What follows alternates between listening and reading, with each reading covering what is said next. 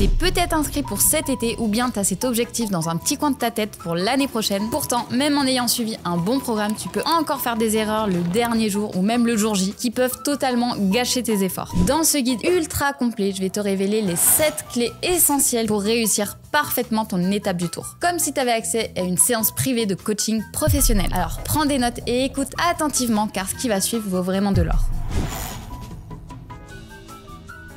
Le premier point clé, c'est le sommeil. Ton allié numéro 1, le sommeil est tellement sous-estimé par énormément de cyclistes. Tu penses sûrement que la dernière nuit avant la course est décisive, mais détrompe-toi. Des études montrent que la nuit précédant la compétition n'est pas cruciale. En revanche, les 5 nuits précédentes sont vraiment vitales. Pendant cette période, tu dois absolument maintenir des horaires réguliers pour te coucher et te lever. Éviter les écrans au moins 1 heure avant d'aller dormir. Préfère un livre ou de la méditation ou des exercices de respiration. Dormir dans une obscurité complète. Utilise un masque si c'est nécessaire. Et tu peux utiliser aussi des boules caisses si ton environnement est bruyant. Le deuxième point clé, ça va être la période d'affûtage. La semaine précédente, l'étape du tour, c'est la phase d'affûtage. Voici la stratégie optimale. Donc réduis considérablement le volume d'entraînement, mais garde 2 ou 3 sorties courtes d'environ 1 heure chacune. Tu peux rouler à basse intensité avec quelques accélérations courtes de 30 à 60 secondes max, type des rappels en fait d'intensité, et privilégie le plaisir pour éviter toute fatigue mentale. Si tu te sens nerveux ou hyperactif, pratique un léger renforcement musculaire de 15-20 minutes ou des marches courtes de 30 minutes par jour par exemple. L'objectif, c'est d'arriver sur la ligne de départ avec un maximum de fraîcheur musculaire tout en conservant tes qualités physiques. Le troisième point clé, ça va être la stratégie d'hydratation. C'est le secret vraiment d'une performance durable. La déshydratation, c'est l'ennemi numéro 1 de ta performance, donc voici la stratégie complète que tu dois appliquer sans faute. Consomme 500 à 750 ml d'eau par heure selon les conditions météo, donc s'il fait chaud ou humide. Tu peux boire par petites gorgées régulières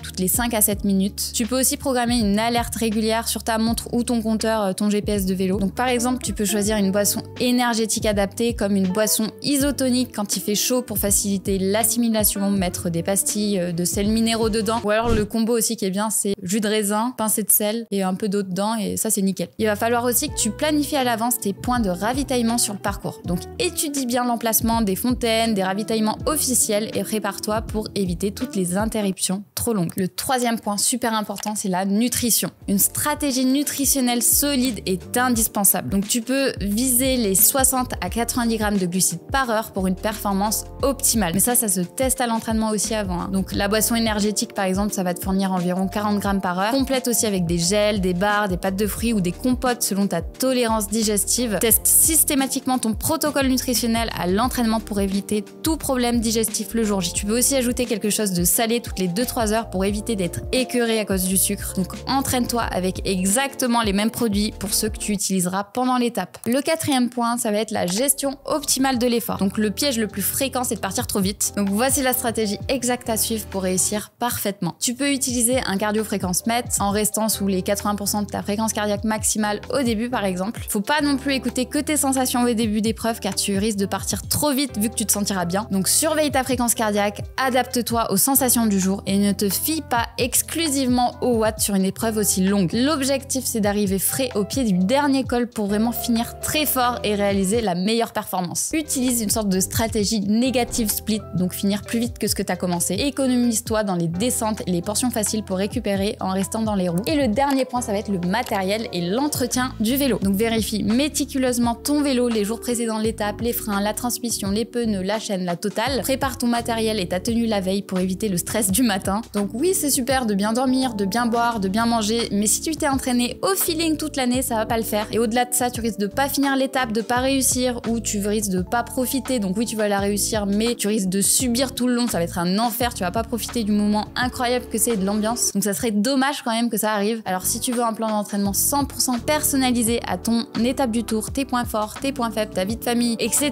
t'as juste à cliquer juste en dessous sur le premier lien en description pour réserver un appel avec moi ou un membre de mon équipe. Donc maintenant, t'as toutes les clés en main pour réussir ton étape du tour. Ce guide, il représente l'expérience de cycliste pro condensée en quelques minutes. Mais si tu appliques ces conseils rigoureusement, tu réaliseras la meilleure performance possible le jour J et tu vas pouvoir kiffer. N'oublie pas de liker cette vidéo, de commenter des questions ou expériences et surtout de la partager avec tes amis cyclistes, peut-être qu'ils la font aussi. Donc allez, bonne chance, profite de chaque instant, éclate-toi sur cette étape du tour exceptionnelle. Allez, la bise!